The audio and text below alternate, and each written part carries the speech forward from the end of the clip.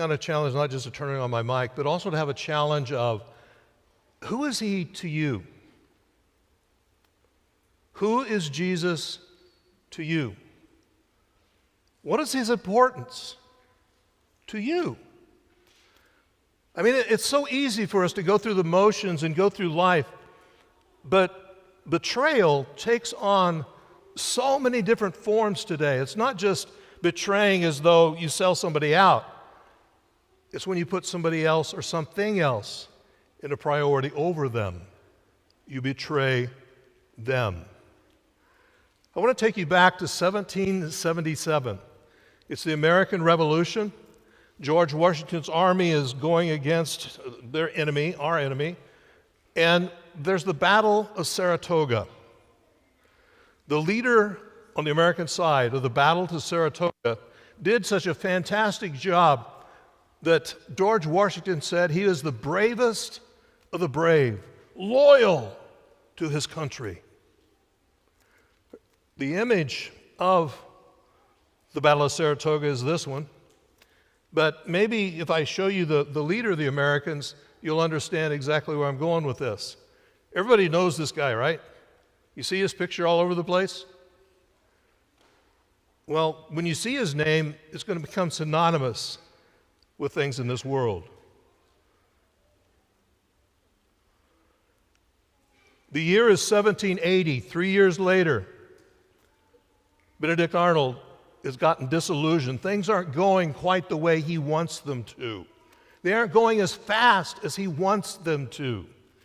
And he thinks he's going to be able to sway Washington's hand and get Washington to start doing more what he wants them to do. So he sold secrets to the enemy. What was his price? 20,000 pounds. That doesn't mean he weighed a lot. That's not what it's referencing, though. But do you have an idea what 20,000 pounds would be in today's dollars? The price for Benedict Arnold to become known with betrayal today would be equivalent to about $8 million. That was his price. Today, Tom read to us about another betrayer, right? His name was Judas. We went through this through John, the Gospel of John, Wednesday night, and they tell the same story, but it's told a little bit differently because of the authors. They're both right, but John didn't even mention the kiss.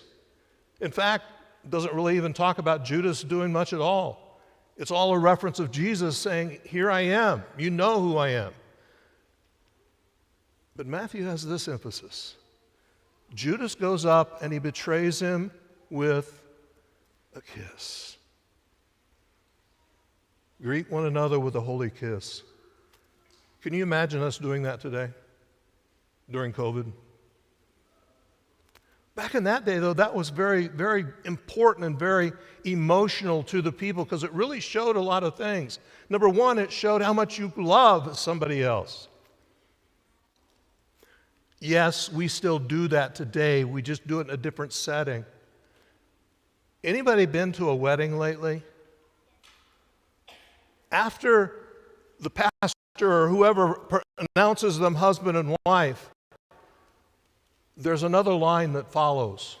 Remember, you may hug your bride. No, it's a symbol of love, and it's a symbol that's done in front of everybody else as a way of saying, I love you. But it's more than that. It's about companionship.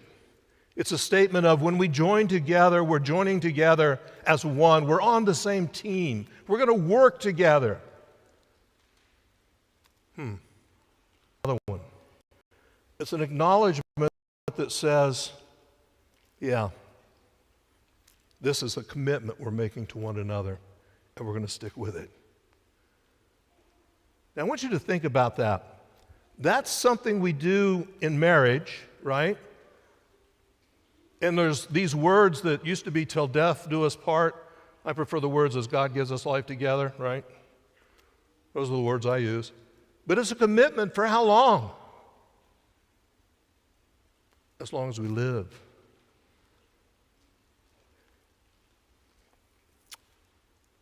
couple months, it's going to be confirmation time again. First Sunday in May. Looking for my confirmands. You know, Confirmation Sunday is a Sunday you join in front of the church and you make a commitment. A commitment that's there not just to say, man, I can't wait till this is over so I don't have to go to church anymore. It's a commitment, this is where my heart is. It's a relationship that is one that is created. And it's an acknowledgement of something that we're going to keep doing in our lives as we put a check with it. The danger. How long does a marriage last if the heart's not in it? How long does a marriage last if there's not an acknowledgement of a relationship, a friendship? And if you start breaking the commitments, it doesn't last very long, does it? The heart gets shattered and lives get broken. Now, wait a minute. I talked about a lot of different things, didn't I? I talked about marriage. I talked about confirmation. I talked about relationships as a whole.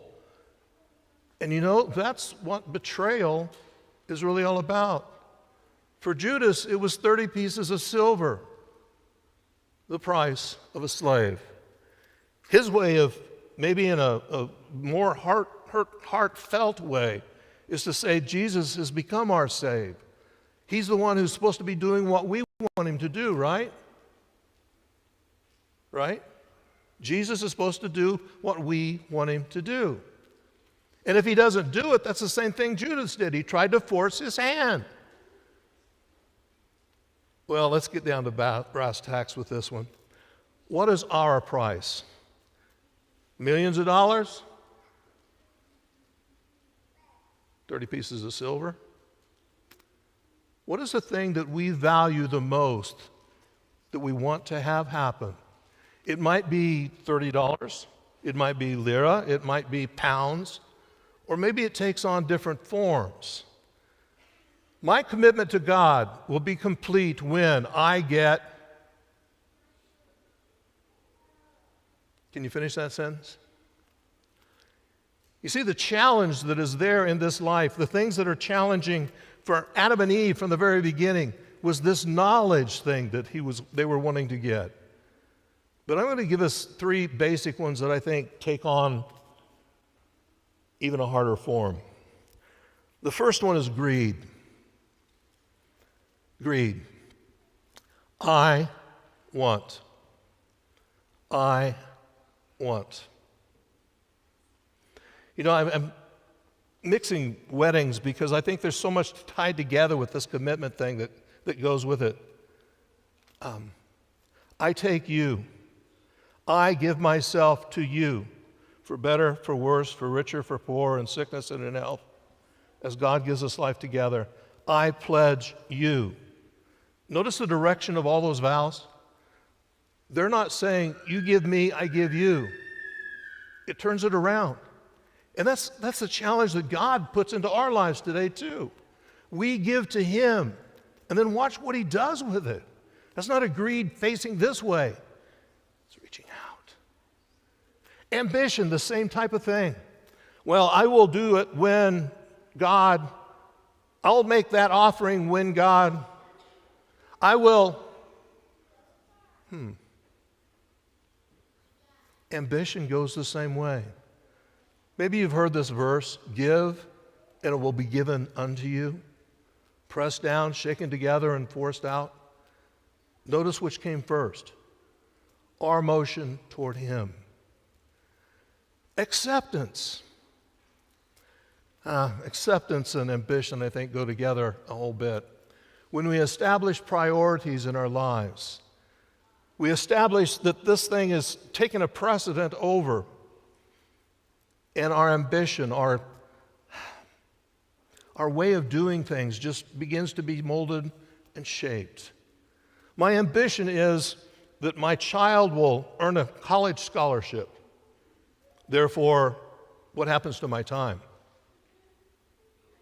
My ambition is that my child will earn an academic scholarship.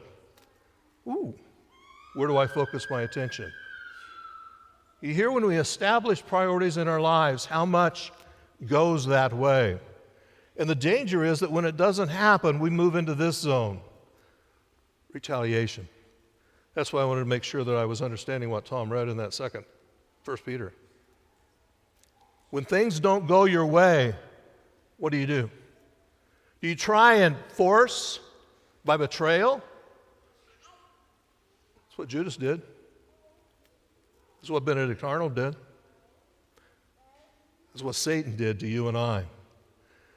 Betrayal or forgiveness? What are we really striving to do? What should we do? Don't return evil for evil, but return good for good. How do you do it? How do you really change this betrayal? Whether we're doing it or somebody's done it to us, and let the real mercy be known. Well, we have the example. Jesus, even as Judas is dipping his hand in the cup with him, still called him, remember, friend.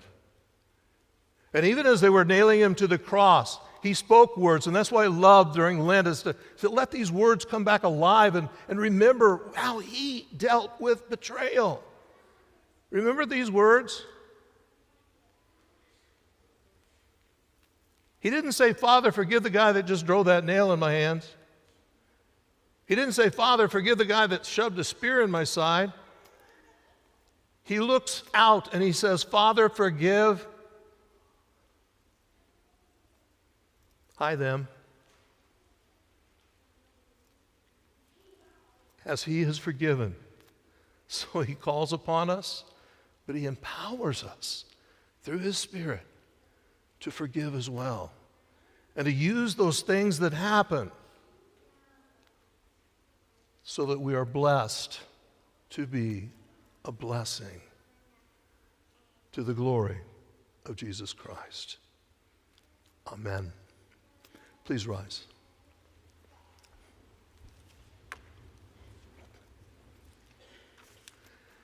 May God's